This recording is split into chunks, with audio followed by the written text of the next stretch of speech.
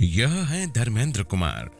इनका जन्म 1974 में बिहार के गया शहर में हुआ। इनके पिता कृष्ण प्रसाद और माता माधुरी सिंह खेती करते थे।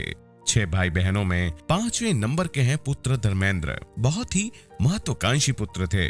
इन्होंने MA तक की शिक्षा प्राप्त की और बैंक में क्लर्क की नौकरी में चयनित हुए। उस समय आपको 2450 रुपए मासिक वेतन मिलता था। सन 2000 में अमिता के संग इनका विवाह हुआ और आज इनके पुत्र और पुत्री है जो हायर एजुकेशन ग्रहण कर रहे हैं। बैंक में नौकरी के दौरान इनके छोटे भाई ने RCM का प्लान बताया और विजन क्लियर होने की वजह से नौकरी के साथ RCM करने का निर्णय लिया। राह आसान नहीं थी, बच्चे भी छोटे थे, पत्नी अकेली घर संभालती थी।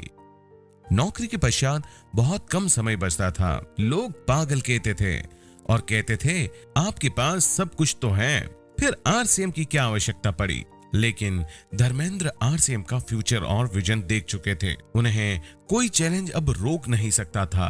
अंततः 2006 में रॉयल्टी और 2007 में टेक्निकल की 77,000 की इनकम प्राप्त करने के पश्चात इन्होंने फुल टाइम RCM करने का निर्णय लिया। कहते हैं कि better life is the enemy of great life. अब वो अपनी पत्नी, बच्चों और अपने परिवार के साथ खुशहाल जीवन जी रहे हैं। आज इन्हें सपनों की पिन स्टार रूबी से सम्मानित किया जा रहा है। मेरी शादी एक बैंक एम्प्लॉय से हुआ था। मेरे पापा चाहते थे कि नौकरी कर रहा है, इसका भी लाइफ सेट हो जाएगा।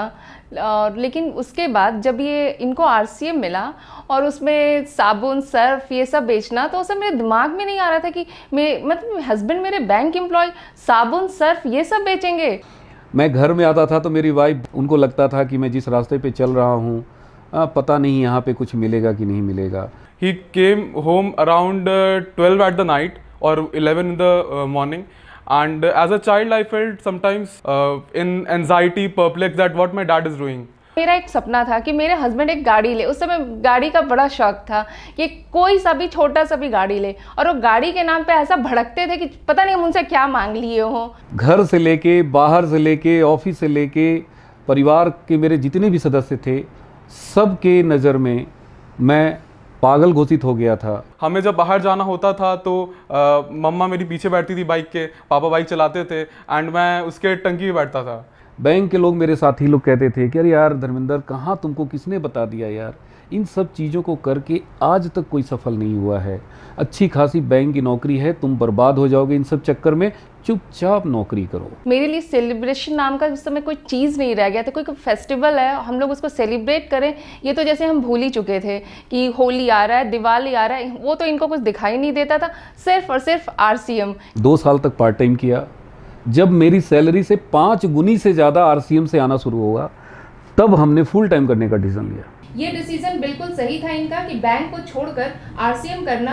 इसी से RCM से मेरा, मेरे बच्चे का, सबका सपना पूरा हो रहा है और अब हम इनके बिल्कुल साथ में हैं। मेरा बेटा उनका घर देखकर तो इतना ज़्यादा इंस्पायर हुआ और वो इशारे में हम लोग आपस में कह रहे थे हाँ बहुत सुंदर। मुझे बहुत गर्व होता है कि मैं डी कुमार की बेटी हूँ। फिर तो ये सिलसिला ऐसा चलता गया कि मेरी लाइफ में बस कार ही कार आ गया। अब तो कोई सा भी कार मेरे लिए लगता नहीं है कि बहुत बड़ी चीज़ है। कई बार मेरी फ्रेंड्स कहती हैं कि मुझे ये प्रोडक्ट दे दो, मुझे वो प्रोडक्ट दे दो, एंड मुझे लगता है कि वाह मेरा RCM कितना फेमस है। सर के कांटेक्ट में जब गया तो मैंने देखा कि 1 करोड़ का फ्लैट पूरे वाराणसी में, शानदार अपार्टमेंट में शानदार फ्लैट, 40 लाख रुपए की इंडेवर कार, तो ये सब भी RCM से संभव है। हमारे सीनियर्स क्यों बोलते हैं कि कांटों पे चलना पड़ेगा, यही कांटा है, यही अंगार है, और आज उन्हीं कांटों और अंगारों पे चलने का नतीजा है कि आज मैं स्टार रूबी बना हूँ RCM। स्टार रूबी से सम्मानित किया जा रहा है।